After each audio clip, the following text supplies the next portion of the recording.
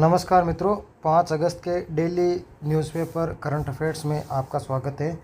ये जो पंचायती राज और नगर निगमों के चुनाव होने हैं उसके लिए सुप्रीम कोर्ट के दिशा निर्देशों के अनुसार ओबीसी को आरक्षण देने से संबंधित आयोग का गठन मदन लाल जी भाटी की अध्यक्षता में गठित किया गया था। इसकी रिपोर्ट कल आने वाली है। तो इससे संबंधित आंकड़े कुछ आए हैं, वो आपको याद रखना चाहिए। तो जो ग्राम पंचायतें हैं उनकी कुल संख्या है 14,403, यानी कि 144, जो कि 12 का स्क्वायर है और 03। उसके बाद जो वार्ड की संख्या है वो 309 निकायों में 10,205 है। तो वार्ड की संख्या कम है, ग्राम पंचायतों की संख्या अधिक है। उसके बाद एक आंकड़ा ये भी इम्पोर्टेंट है कि सुप्रीम कोर्ट के दिशा निर्देश से हो रहा है। दूसरी एक ये भी स्टेटमेंट में आ सकता है कि कुछ स्थानों पे जहां ओबीसी की जनसंख्या कम है, जैसे कि मेवाड़ और पूर्वी राजस्थान में ओबीसी की जनसंख्या कम है, वहाँ ओबीसी को आरक्षण 21% से कम हो सकता है। आपको पता है कि राजस्थान में ओबीसी को आरक्षण 21% है, जबकि भारतवर्ष में यह आरक्षण 27% दिया जाता है। अगली बात इम्पोर्टेंट ये है कि पूछ सकता है कि बहुत बड़ा आयोग है, क्योंकि पूरा रिप्रेजेंटेशन ही चेंज कर रहा है लोकल बॉडीज़ में, और जो लोकल बॉडीज़ है उसमें मैक्सिमम रिप्रेजेंटेशन होता है। तो उस हिसाब से ये पूरी डेमोग्राफी की चेंज करेगा, इसलिए बहुत बड़ा इम्पैक्ट है। तो आपको याद रखना चाहिए कि इसका गठन 9 मई 2005 को इसका गठन किया गया था, और इसका कार्यकाल 3 बार अभी तक बढ़ाया जा चुका है। कल रिपोर्ट आएगी तो उसके बारे में डिटेल देखेंगे। अभी बड़ी खबर यह है कि अलवर में 3 लाख लीटर का सरस का डेयरी प्लांट लगेगा, और उसका शिलान्यास करेंगे अमित शाह जी, जो कि 16 अगस्त को राजस्थान में आने वाले हैं। वन लाइनर है लेकिन इम्पोर्टेंट है। ये लड़की की फ़ोटो आप थोड़ा जूम आउट कर देता हूँ मैं, ध्यान से रख लेना, याद रख लेना। फ़ोटो है इसमें, इनका नाम है अदिति चौधरी। ठीक है, अदिति चौधरी ने क्या किया है, मिसेज ओशन इंडिया 2026 का खिताब जीता है।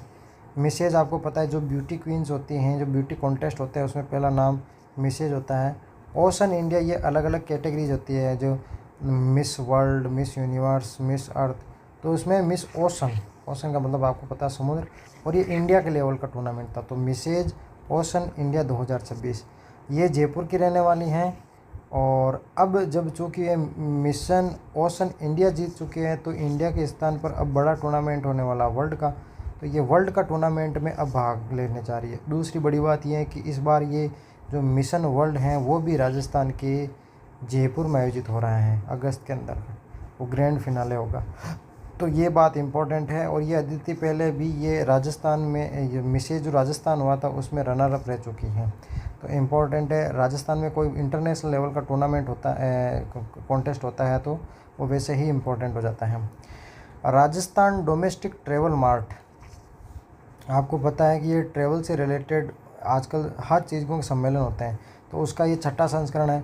और Marwar travel mart contingent region ने जयपुर की आईटीसी राजपुताना में ये कार्यक्रम का आयोजन किया जा रहा है, जिसका आयोजन करता है federation of hospitality and tourism of Rajasthan और पर्यटन विभाग। आपको पूछ सकते हैं कि ट्रेवल मार्ट का आयोजन कहाँ हुआ, तो सबसे पहले तो 17 सितंबर को होगा जयपुर में। दूसरी बात यह है कि वो पूछ सकते हैं कि किसने, कौन से विभाग ने किया, तो पर्यटन विभाग ने। फिर ये जो बधिरों की टूर्नामेंट होती हैं, इसमें इतने खिलाड़ी भाग ले रहे हैं, कहाँ आयोजन हो रहा है, अजमेर में। कौन सी है, 7वें नंबर की राजस्थान राज्य बधिर शतरंज की चैंपियनशिप है। कब से हो रही है, 5 अगस्त से। सारे ही फैक्ट इंपॉर्टेंट है, आज से ही आरंभ हो रही है, अजमेर में हो रही है। और कौन सा नंबर की है, 7वीं है, 7वीं है, 5 अगस्त से अजमेर में, फैक्चुअल है। अभी ये जो मैंने आपको थोड़े दिन पहले बताया कि ये जो धौलपुर में राजस्थान राज्य स्तरीय, राजस्थान का लेवल का जो भी टूर्नामेंट होता है वो बहुत इंपॉर्टेंट हो जाता है। आजकल आरपीएससी का ऐसा ट्रेंड है कि वो राजस्थान के लेवल के टूर्नामेंट से सवाल ज़्यादा पूछ रहे हैं। दूसरा बात, यदि कोई इंटरनेशनल या नेशनल लेवल का इवेंट है, उसमें यदि राजस्थान के किसी खिलाड़ी ने परफॉर्मेंस दी है तो बहुत इंपॉर्टेंट हो जाता है। स्कूली लेवल के, राजस्थान लेवल के जो टूर्नामेंट होते हैं उसमें बहुत ज़्यादा फोकस रहता है। तो ये जो राजस्थान राज्य स्तर का, राजस्थान के स्तर का, राज्य स्तर का जूनियर बालिका फुटबॉल प्रतियोगिता है, उसमें धौलपुर जीत गया है। और फाइनल में धौलपुर ने उदयपुर को हटाया सडन डेथ। सडन डेथ क्या होता है कि जब पूरा गेम होता है तो उसमें कोई भी टीम जीतती नहीं है, फिर इनको 5-5 गोल का पेनल्टी शूट आउट दिया जाता है, उसमें भी कोई टीम गोल नहीं करती। फिर एक एक पेनल्टी शूट आउट दिया जाता है, उसमें पहली टीम गोल कर देती है, दूसरी गोल नहीं कर पाती है तो उसको बोलते हैं एकदम सडन डेथ। तो उस सडन डेथ में 1-0 से धौलपुर ने उदयपुर को हराया। ठीक है, अभी ये जो मैंने थोड़े दिन पहले आपको कवर किया था कि ये तन्वी फाइनल में पहुंच गई है, तो वो तन्वी ने अभी आहाना के बाद तन्वी ऐसी बैडमिंटन खिलाड़ी बनी है, मतलब 15 दिन के अंतर्गत दूसरी न्यूज़ में है। ये तन्वी का नाम याद रखना, भारत की खिलाड़ी तन्वी शर्मा ने ताइपे ओपन, ध्यान रखना ताइपे ओपन 300 है। अब ये जो 300, 750 ये उस लेवल के टूर्नामेंटों को डिपेक्ट करता है। बैडमिंटन में ऐसी सीरीज होती है। तो ओपन सुपर 300 को महिला एकल का खिताब जीती है। इससे पहले 2008 में साइना नेहवाल जीती थी और ये भारत की ऐसी करने वाली दूसरी महिला खिलाड़ी बन गई है। तो ताइपे ओपन जो बैडमिंटन टूर्नामेंट होता है उसमें ओपन कैटेगरी होती है तो ओपन आता है सुपर 300, ठीक है। महिला एकल होती है, एक ही खिलाड़ी सामने, एक ही खिलाड़ी सामने। आपको पता है ग्लासगो की पूरी सीरीज़ मैंने आपको कवर कराई थी। जो कॉमनवेल्थ गेम हुआ है उसमें कुल पदकों की संख्या आपको याद रखनी चाहिए 39 है। उस 39 में इस तरीके से जो कैटेगराइजेशन है कि सबसे ज़्यादा क्या जीते हैं तो रजत, लेकिन गोल्ड कितने जीते हैं, गोल्ड सबसे ज़्यादा 19 रजत और सबसे ज़्यादा कांस्य 9, कांस्य कम 9, ठीक है। तो 9 के साथ ये 9 जैसा ही 19 और ये 13। सबसे ज़्यादा स्टेटमेंट आ सकता है कि सबसे ज़्यादा कौन से खेल में पदक जीते हैं, तो बॉक्सिंग में 7 गोल्ड जीते हैं। इस बार पदकों की संख्या कम क्यों है, तो आपको मैंने पहले ही एनालाइज बता दिया था कि नंबर ऑफ गेम कम थे। फिर ये एक बार पिछले अभी कुछ दिन पहले परीक्षा हुई थी, उसमें पूछा था कि बांग्लादेश का राजदूत किसे नियुक्त किया गया। तो अभी नई खबर आई है कि 2002 के भारतीय विदेश सेवा का अधिकारी है विश्वेश नेगी, नाम में ही विश्व है, विश्व ईश, विश्व का ईश्वर, इसका संधि विच्छेद भी आप कर सकते हैं, विश्व का ईश, जिसकी वजह से ईश का गुण संधि के कारण ई का ए हो जाता है। तो विश्वेश नेगी ईरान में भारत के दूत होंगे।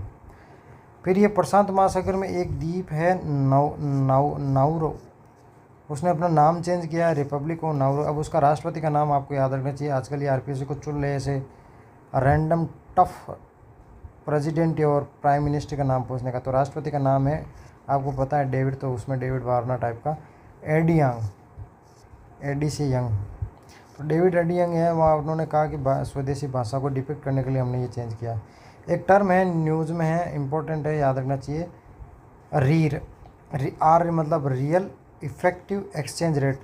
ऐसा होता है कि भारत की मुद्रा डॉलर के मुकाबले कितनी सस्ती है, कितनी महंगी है, ये अपन को रुपी डॉलर एक्सचेंज रेट में पता चलता है। अपन कह रहे हैं कि भाई रुपी 95 हो गया है डॉलर के मुकाबले, इसका मतलब 95 से 100 होने का मतलब रुपी डेप्रिशिएट हो रहा है, यानी कि कमज़ोर हो रहा है। लेकिन वो तो केवल रुपये का कंपैरिजन केवल डॉलर के साथ है। यदि आप बास्केट ऑफ कमोडिटी जितने भी बड़ी इकोनॉमीज़ हैं या अच्छे लेवल की इकोनॉमीज़, उस बास्केट में आप सभी देशों की करेंसी को डालिए और उसके कंपैरिजन कीजिए महंगाई से एडजस्ट करते हुए। यदि आप रुपये के साथ उन बास्केट ऑफ मुद्राओं का कंपैरिजन करेंगे तो करेंगे आप नीर, लेकिन जब उसको आप महंगाई से एडजस्ट कर देंगे तो कहेंगे रीर। तो रीर क्या होता है, पहली चीज़ केवल एक ही मुद्रा की बजाय सभी बास्केट ऑफ मुद्रा के साथ मुद्रा रुपये की कंपैरिजन किया जाता है। एक दूसरी चीज़ मुद्रास्फीति से एडजस्ट किया जाता है। ये चीज़ क्यों न्यूज़ में है, क्योंकि आरबीआई गवर्नर संजय मल्होत्रा ने रीर के अनुसार भारतीय मुद्रा में अपनी वास्तविक कीमत कम होने, अंडरवैल्यूड होने की बात कही गई है। आज के एक बार में इतना ही था, धन्यवाद।